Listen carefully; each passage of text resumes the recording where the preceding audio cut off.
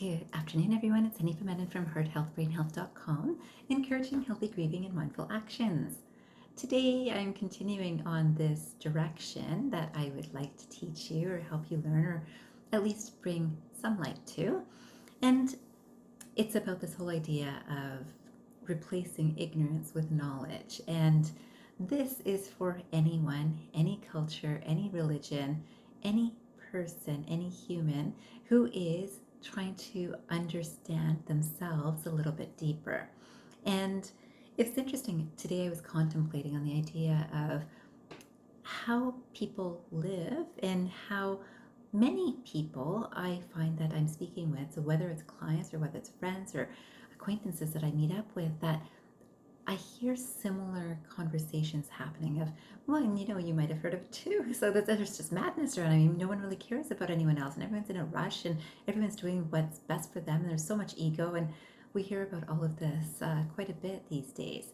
And it just so happened that as I was contemplating on this, I came across as my first quote, a quote from an author who apparently is relatively well known, so maybe you know this name.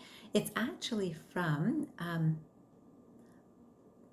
Simon Stimson, but also from a book, which I think might have been made into a screenplay by Thornton Wilder. So anyways, this Simon Stimson said this, and I thought it was quite a meaningful quote, so I'll read it to you.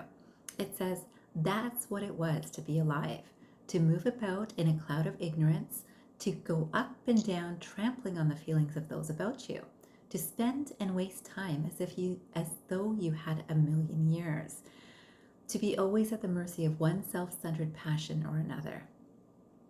And I suspect that many people would not use necessarily these words, but I do think that they're a perfect grouping of words to explain what a lot of people do share with me regularly, and I believe is in a lot of information, whether we see it on social media, or whether we see it in news, whether we hear it on the radio, or whether we hear it in conversations like I'm hearing. And it is interesting that we can see this sort of energy. So I will read that one more time just so I can read it for you to hear and understand it.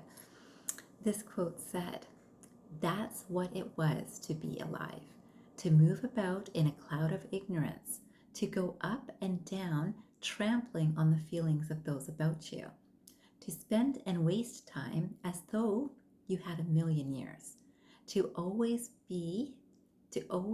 to be always at the mercy of one self-centered passion or another." One self-centered passion or another.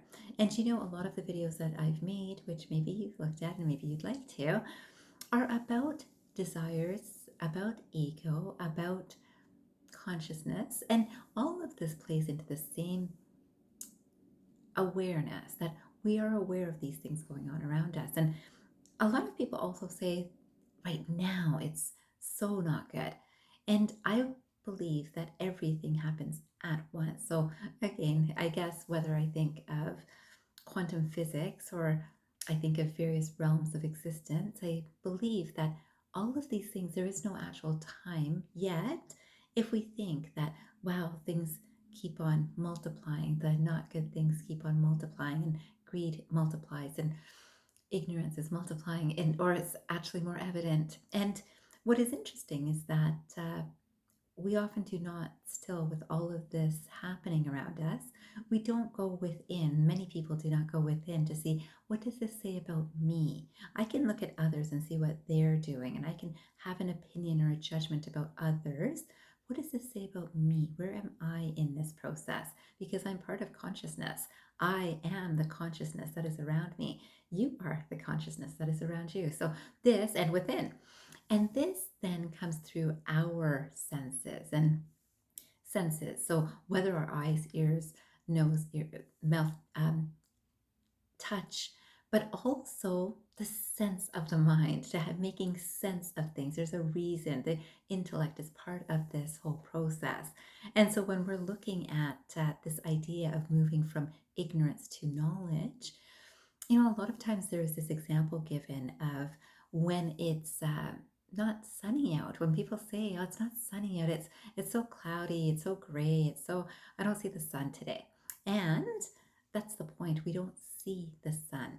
Yet if we have the knowledge that wow, the sun is always there, but it's clouds that are blocking that sun, or it could be nighttime. Nighttime doesn't bring us any ability to see the light, which is on the other side because the earth has rotated. So we're not able to see the light, but we still can know through knowledge the sun is still there. The sun is there. Whether I can see it or not is whether my perception can take it in or whether my knowledge can understand that, yeah, even if it's a cloudy day, the sun is still there. So this is an awareness, and this is how knowledge overrides ignorance. So now when I know this, I don't have to look for the sun to know that it's there. I love to see the sun. I love the sun. Yet at the same time, I'm always aware that it's there. It's maybe shrouded in cloud. Now, this is the same idea that can be used for this cloud of ignorance. There is the mind, so we'll say the brain or our thinking or reasoning and our intellect and even our body and our senses, all of that is part of the mind. And between the mind and the deeper space or broader space, even, which is the soul or spirit level, there is this cloud of ignorance. And to go beyond this cloud to get to that pure, infinite nature of the soul takes a little bit of contemplation, perhaps meditation, self-reflection, and all of these things require some knowledge. It's not just that, okay, well, I'll just sit and I'll meditate and I'll do this much time every day, or I'll do these rituals. And yeah, it's because, I care about the universe, I care about God, I'm putting good energy out there. It's good. Try to know thyself.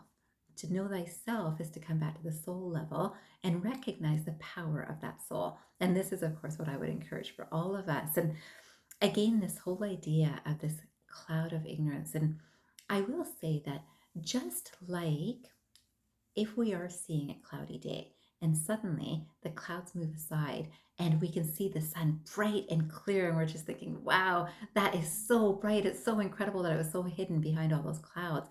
But there's no doubt. And there's nothing that we have to do that's special, right? All it was that when the clouds were out of the way of our vision, we could see the sun bright and clear. This is the same feeling that happens when we get to the soul space. So once that awareness has hit that I am the soul, I am not this body, I am not this mind, there's a brightness and there's something that cannot be undone.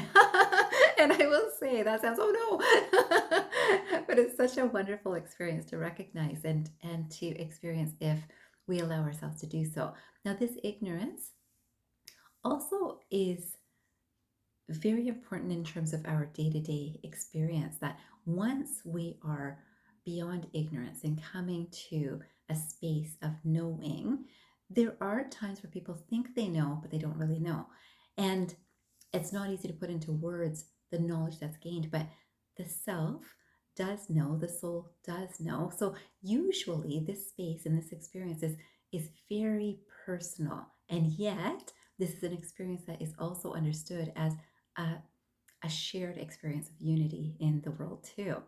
I came across another quote, and some of you know that I love the Bhagavad-gita, and this actually matched the same idea that I'm talking about right now. So I thought I'd share this quote to end this video today. This quotation says, "Arrogance, pride, anger, conceit, harshness, and ignorance. These qualities belong to those of demonic nature." And this is from Lord Krishna in the Bhagavad-gita in chapter 16:4.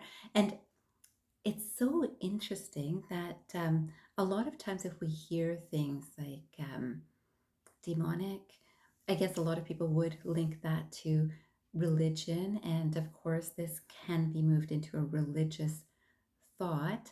Yet, if we think about religion as a way of life, which is how I like to look at all spirituality as a way of life, these qualities definitely are leading people towards spaces that are not lifting, are not, and when I say lifting, it's not only lifting for the self. When we're doing the things that are good for all, it really does lift us all. Now, what does that mean? If I just have a good thought, if I say a good word, if I have a good action, kind, it's good, good and not good. And of course, all of those are very variable based on the mind that is processing or thinking or acting. Yet there are things that we know that are right. And there is no different mind that would look at it and say, well, I don't think that's right, but you think it's right. Someone might think it's right because it's good, and then there's the difference there, that there's that good and bad duality. But when something is right, we know in our heart, our mind, and our soul that this is right, this is right action, this is right thought, this is right words. And those right aspects always have a lifting, loving, humble, kind, generous, beautiful. All of those sorts of terms are linked to right action. Whether we look at any culture or religion, I wouldn't say, even if we just look at the average person, we know that even just a smile from a stranger can be right in a moment. That's all. And it doesn't take big things to know what is right, yet the human mind has an awareness, which is pure consciousness, that can do all of the things that are right and not right. And in pure consciousness, there's no good or bad. So all is there, but there is right and there is less right. I don't even want to say the word wrong, because even the things that seem not right for one might actually be very right for another. So there is this duality experience in this world. At the same time, I think we all know and we can fully understand and appreciate the things that are inherently right, that have all those other qualities of peace, love, joy, unity. And this is what I wish for all of us. And I just wanted to plant this seed today about, again, getting through that layer of clouds of ignorance to get to true self or soul level. You know, I'm here to help. So if you are interested in working on this, reach out to me. And otherwise, I wish you a fantastic evening ahead. And I hope you remember, transform your mind and transform your life. Have a great day, everyone.